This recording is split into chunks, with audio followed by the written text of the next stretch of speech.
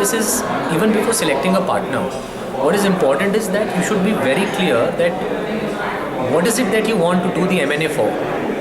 So to me, the bigger fundamental question is that what is this M&A? Am I expanding? Am I wanting to get into another specialty? Am I wanting to do this purely out of financial reasons and financial returns? If you've answered one of these three questions, then perhaps the right way to look for a partner is that who is fitting the bill for your requirement. So if you're going in for expansion, take somebody who's in a growth phase so that you can ride the wave of growth.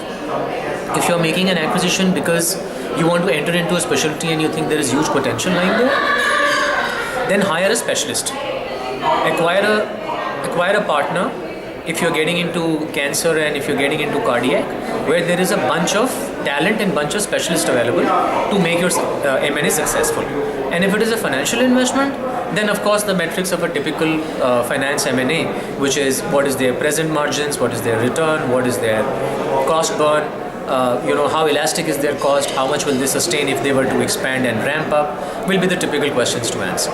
So there isn't a one-size-fits-all answer that who would be my partner. My partner would be a function of what is my quest of doing that deal, and basis which I will make a selection.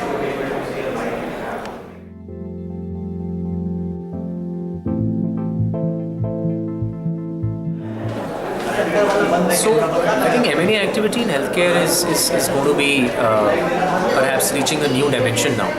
If you look at 2014, 2014 had about $90 million worth of M&A deals, which kind of rose up to almost about $270 million in 2015. That's a 3x increase. Now in terms of number of deals, I think they were about 21 or 22 deals in 2014, and 15 saw almost about 57 deals. So there's clearly a trend which is showing that healthcare as an M&A industry is kind of ramping up. If you recently read, like we may have all, that there are a bunch of very seasoned private equity VC firms chasing Medall, who's basically the existing private equity, which is People Capital, and a couple of other people are selling their stake. So there is a clear-cut secondary happening there. So I think what is seen is that in chains which are to do with diagnostic, telemedicine, Dr. Lal Path Labs was a fairly successful IPO. So I think moving aside from the tertiary care hardcore hospitals, all the areas which are on the services side, I think are seeing a significant amount of traction. And I think 2016, I mean the numbers are yet not out, and I'm not kind of updated with what is the half-year outlook looking like. But I'm confident that 2016 is going to perhaps end the year with a number similar or better than 2015 as far as the M&A in healthcare is concerned.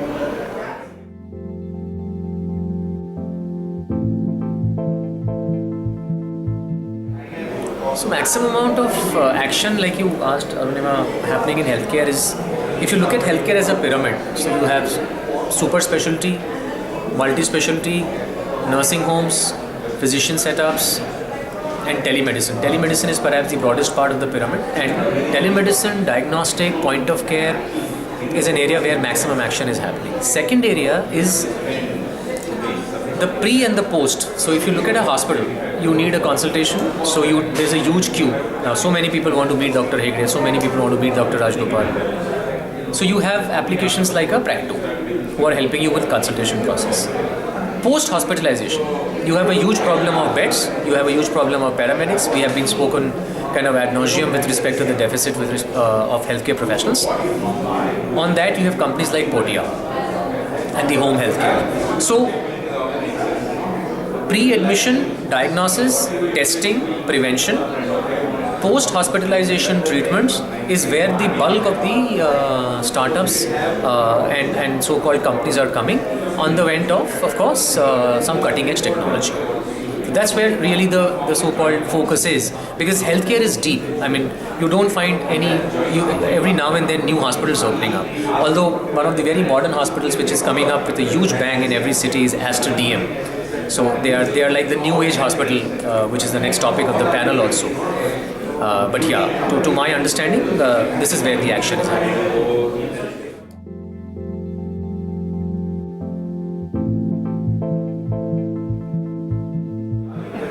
So, I would have a different dimension to valuations being right or wrong for an acquisition. I mean, to begin with, to me, acquisitions or M&As are like they're falling in love. So there's technically the price can be as good as anybody's guess. But speaking of which, it's not that hospitals don't have data or their data is all flawed. The diligence process for the M&A in a healthcare is very intense.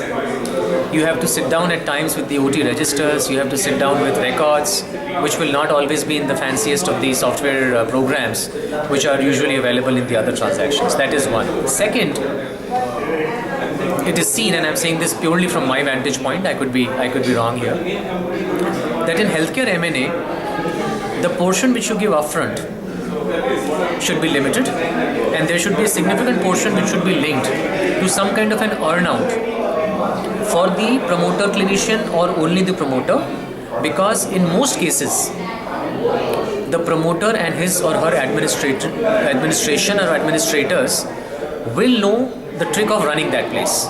So you cannot expect a systematic transition in 3 months, 6 months. You'll need at least a year at a minimum. That is point number 2. Point number 3, in a hospital acquisition, the fixed assets should be dealt with completely separately, and they should again have a very detailed diligence, because if there are 2 equipments which are, say, 40 lakhs each, who are kind of nearing their useful life, unlike a typical other industry where you can kind of say ki, never mind, keep carrying on, where you can extend the useful life. In healthcare, medical equipment cannot be extended beyond their useful life, because you'll start impacting the medical results and outcomes. So the capex and the healthcare infrastructure should have a very, very thorough inspection. And in the sigma of these 3 things, if there is complete thoroughness and rigor around the process, you can arrive at not perfect. Nothing is perfect, but you can arrive at reasonable and right valuations. Is what is my thinking, and I've lived that bit in one of my organizations where I was doing this part.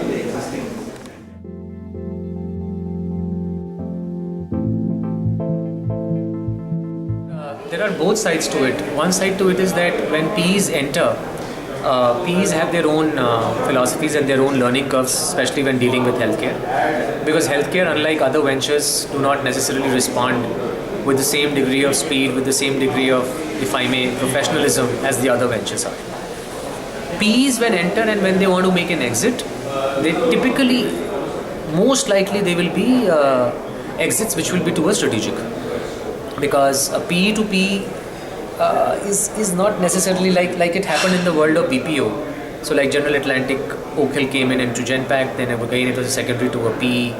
Similarly in Intellinet Global, Blackstone came, and now they're again looking at a secondary to a PE. So I'm saying in healthcare, typically the first or the second exits typically happen to a strategic, for a simple reason that you get the right value there.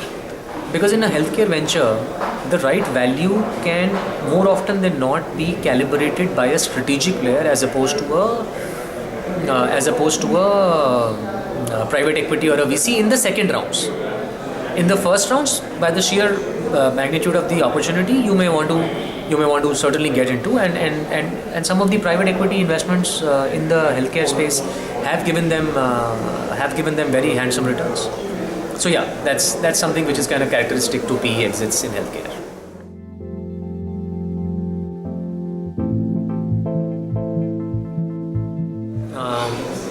I think some of these models kind of intersect between 2 or 3 areas, which is kind of getting into a PPP, which is a public-private partnership. Second is to get into arrangements with tired or with distressed kind of buildings or assets, if I may please, which are totally and grossly underutilized.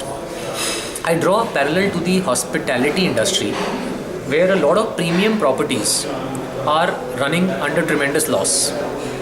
So the smarter hospitality chains are going and striking a management contract deal. Similarly in healthcare, some people have been very successful in striking these deals, and I think the future will lie in a lot of healthcare bodies who are wanting to expand, and like you rightly said, coming into certain areas which are prohibitive from a real estate perspective, to come in and do a management contract. Finally, whether it will work or how it will work or how successfully it will work will be a function of commercials and economics for the either parties. So just because that building is distressed or it's not doing well, you got to pay that building a premium or a price which it deserves. So you cannot come and tomorrow start talking a Centaur hotel, which is next to the Indira Gandhi International Airport in Delhi, and say that you will not even pay a rev share which is equivalent to a rental in a place like that. So I believe a lot of this will be a function of the right economics between the two dealing parties, but clearly the way forward is management contract and kind of leveraging these so-called less exhausted or least exhausted and sweated assets.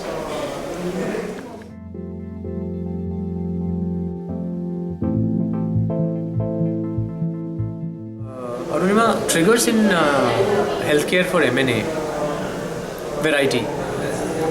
Primarily what I've seen, especially for the mom and pop shops, promoter-driven, clinician-driven hospitals, they get tired. It is very onerous. It is a big headache, and they kind of they fundamentally want to get back to the core, which is what they were, which is clinicians.